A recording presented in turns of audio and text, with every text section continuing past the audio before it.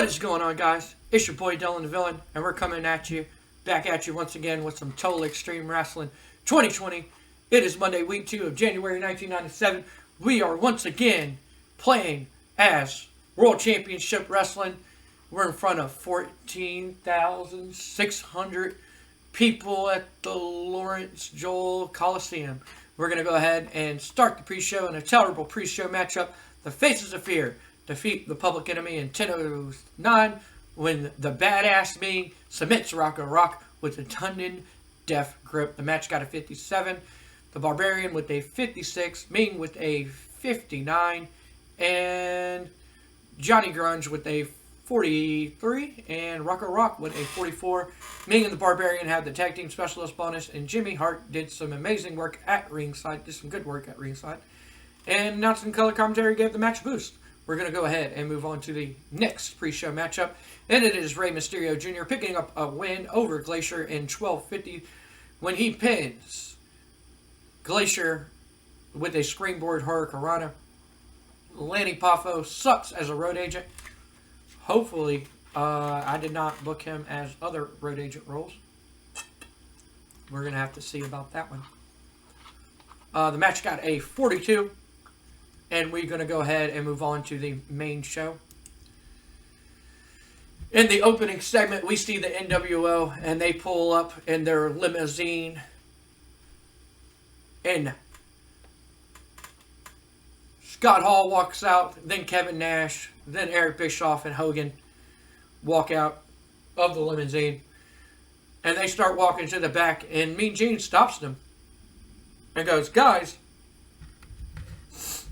last week on WCW Nitro, we seen that Randy Savage picked up a win against Kevin Nash. And Randy Savage pretty much got the okay from the Giant to be the #1 contender, even though the Giant won World War III.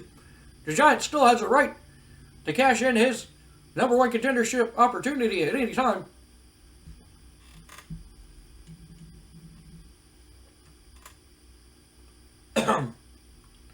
Cash in his opportunity at any time. But Macho Man basically being the #1 contender at the next pay-per-view. Hogan, your thoughts on defending your world championship against Randy Savage?"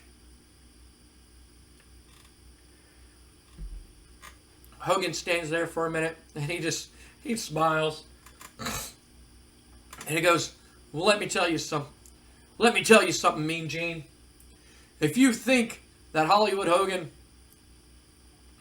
is worried about Macho Man Randy Savage, brother, then you got another thing coming, brother. Because with these two guys in the nWo behind me, I'm looking to be world champion for a very, very, very long time." And Mean Gene, pardon me, guys. I'm trying to get over this cold here. So bear with me on this one. Mean Gene's just like, "Well, that's great and all, Hogan, but tonight, President Jack Tunney booked a match between the nWo and Randy Savage, Lex Luger, and the Giant." And Hogan, he went from all smiles and he looks at Eric Bischoff and looks concerned. He goes, "What did you just say?" He goes, "Yeah, tonight the nWo will be facing Randy Savage, Lex Luger, and the Giant of WCW." And Hogan does not look too pleased, and he looks at Bischoff. Bischoff's looking at him like, "I didn't know nothing about it." And then Hogan's just like, "Well, we may be outnumbered by WCW, but the nWo always has an ace up their sleeve, brother." And he walks off. I wonder what he is referring to. We're going to move on to the next segment. And it is our opening contest of Monday Nitro. As it is Chris Jericho defeats the Renegade in 12:34 by submission with a Lion Tamer. The match got a 35. Chris Jericho with a 50 and the Renegade with a 54. Announcing in color commentary gave the match a boost, and Teddy Long did some excellent work at ringside, being the Renegade's manager. Renegade and Terry Long make an awkward pairing. They have no chemistry whatsoever. That's good to know. And the crowd was turned off by having a match that should have been in the pre-show that they were not invested in seeing. So yeah, we're going to move on to the next segment. Thank you, Renegade. Thank you. And it is a promo from Buff Bagwell, and he calls out Scotty Riggs, and he says, Scotty, we've had a long history together as partners. We were the American males, American males, American males, American males. But that is over. You see, Scotty, you were holding me down. You were holding me back. And Buff the Stuff Bagwell found a better partner. Somebody who Buff knows can get the job done, unlike you. You see, I was the talent. I was the one that all the girls wanted, Scotty. You were just there, holding me down. You were my Marty Jannetty to my Shawn Michaels. Oops, I'm not supposed to say that name here on World Championship Wrestling, but that's who you are to me. You're a nobody, and you will always be a nobody, Scotty. And last week you attacked me after my match. Listen, if you want some of the delicious, well, you have to go through the vicious. And I talked it over with Scott, and Scott said he's happily, perfectly fine in beating your ass next week on WCW Nitro. And if you're a real man, Scotty, you'll be there. So next week, we will see Scott Norton taking on Scotty Riggs. We move on to our next match up. 73, not bad. In a bout that had superb wrestling and little heat, the Blue Bloods defeat the Nasty Boys in 13-16, win. Lord Steven Regal pinned Jerry Sags with an exploder suplex, one of my favorite wrestling moves. Steven Regal hadn't carried the match at in-ring performance, I guess so. The match got a 66. Bobby Eaton got a 51. Steven Regal, not William Regal, Steven Regal got a 73. Jerry Sags got a 59, and Brian Knobbs got a 58. They both, Regal and Eaton, both have the tag team specialist bonus along with the Nasty Boys. And color commentary gave the match a boost. The match got a 66. Not bad at all. And we see the team of Randy Savage, Lex Luger, and the Giant backstage in the WCW locker room. And Randy Savage goes, "Oh yeah, well, I'm not gonna be able to do my Macho Man voice. It's gonna take a toll on my voice here." They're backstage and they're talking, and they're just like, Randy Savage is just like, "Look, we know that all three of us have history with Hogan. Now, we don't like Hogan. And Hogan keeps talking about an ace up his sleeve, an ace up his sleeve.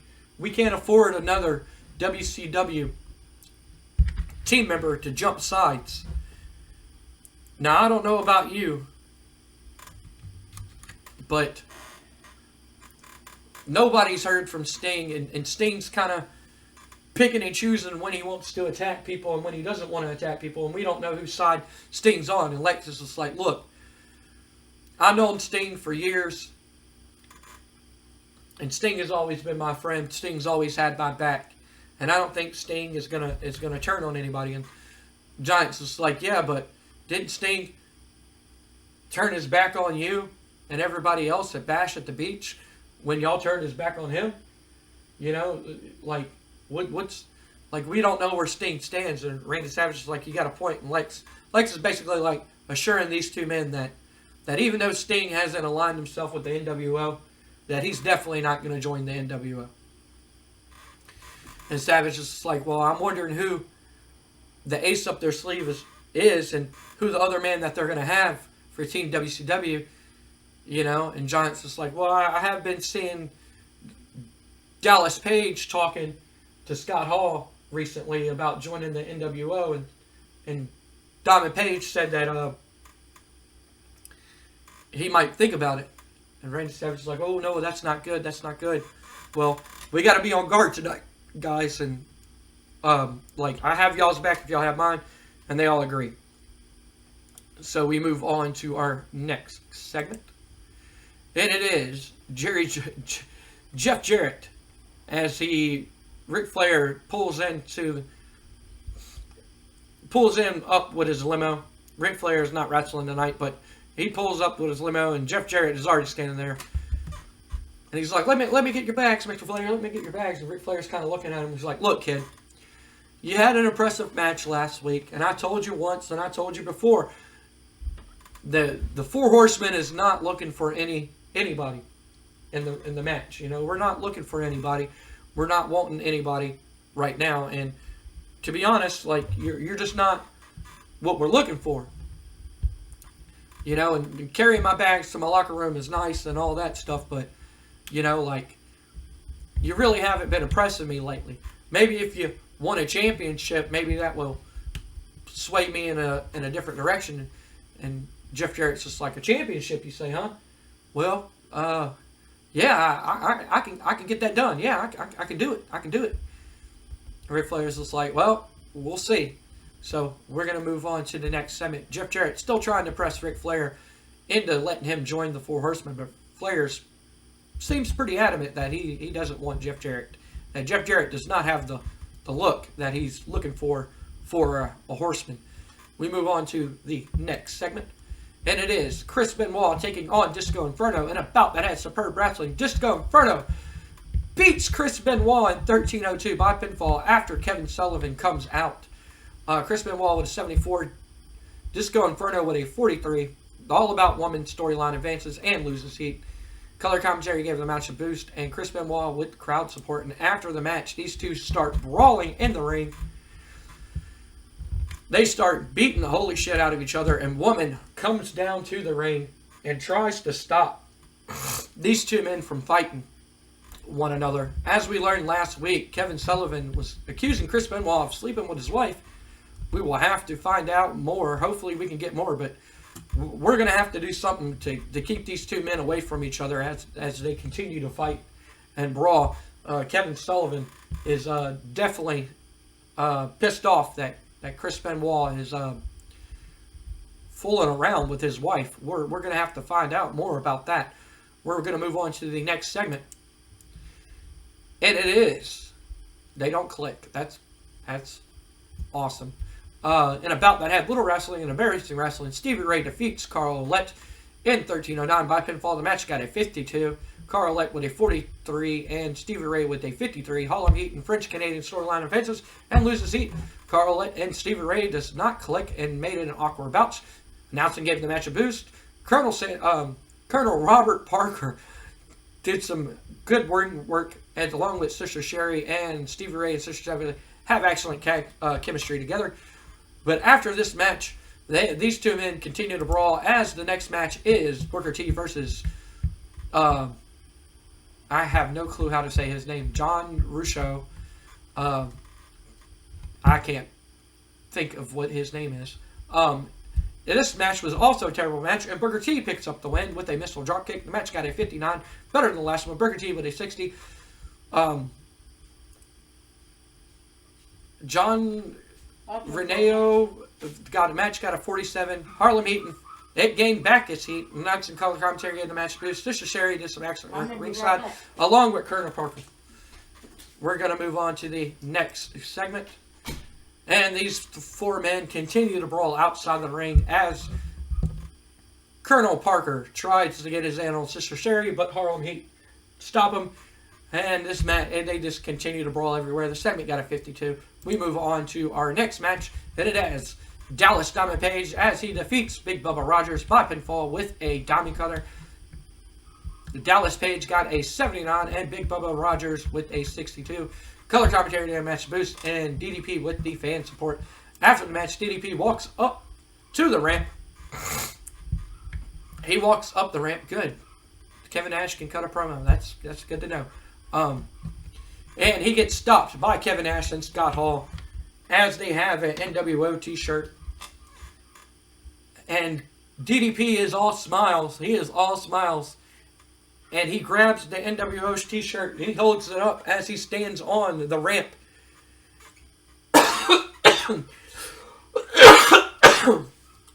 And he takes off his DDP t-shirt and he throws it in the crowd and he puts on the nWo t-shirt. As the crowd is kind of shocked, they can't believe it. Diamond Dallas Page joins the nWo as Kimberly claps and he shakes Scott Hall and Kevin Nash's hand and they raise DDP's hand. Is that the ace up the sleeve that they were talking about? DDP joins the nWo and leaves Team WCW and joins the nWo, the New World Order. As we know, these three men right here have very, very long documented history with one another. And it looks like Diamond Dallas Page is going to join his group of friends. As he seems, his group of friends are making money and getting paid. So maybe, and pretty much taking over. So maybe Diamond Dallas Page is looking to join them as they take over the WCW. We move on to our main event. I believe it is our main event. And it is. In an exceptional match, Randy Savage, Lex Luger, and the Giant defeat the New World Order of Hulk Hogan, Kevin Nash, and Scott Hall in 11:46.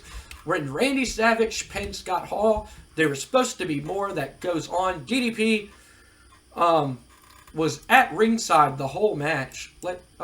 Booking details. Nope, road agent notes. And DDP was supposed to come in the ring and hit Scott Hall with a diamond cutter. And the crowd loses it, giving Randy Savage the win here. He slides in the ring and hits a diamond cutter on Scott Hall, giving Team WCW the win. After the match, Diamond Dallas Page rips the nWo t-shirt off and throws it down and steps on it and spits. But as nWo members hit the ring, they start getting bombarded and they start fighting them off. I don't know why. I forgot to put DDP on this. Fighting them off.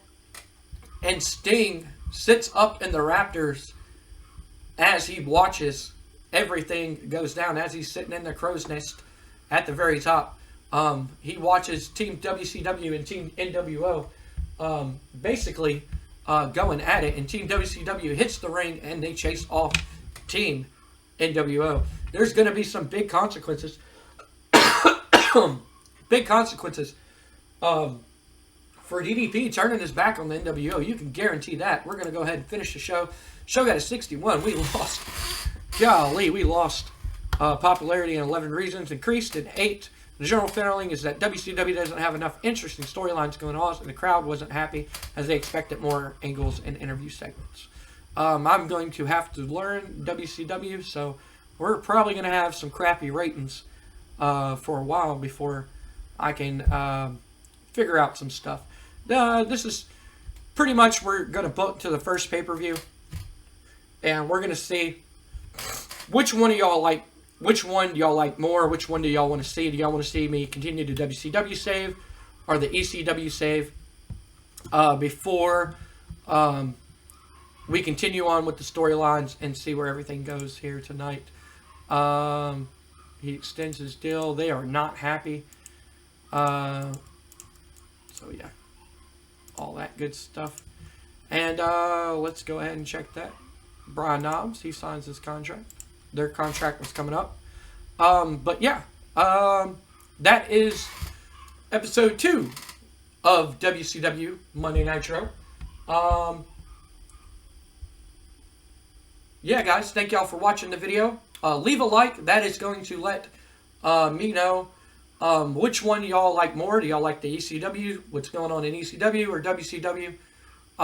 And I'll continue either save after the first pay-per-view. So you'll have up to the first pay-per-view to pretty much pick a side. And we're going to move forward with that. I'm not going to let y'all know which one I enjoy booking more. But I'm dying over here. But thank y'all for watching the video. Thank y'all for liking and subscribing. For those of y'all do. If you're new to the channel and like this, the subscribe icon will be over. Will be over the All Japan logo right here. And if you like this episode and want to go check out some other episodes of my WWF save that I'm doing, the playlist will be right here to check out the WWF save. The permanent save, I should say. But thank y'all for watching the video, guys. Like always, my name is Dylan Villain. And like we always say, if you can't play with each other, play with yourself. Thank you. See y'all on the next one.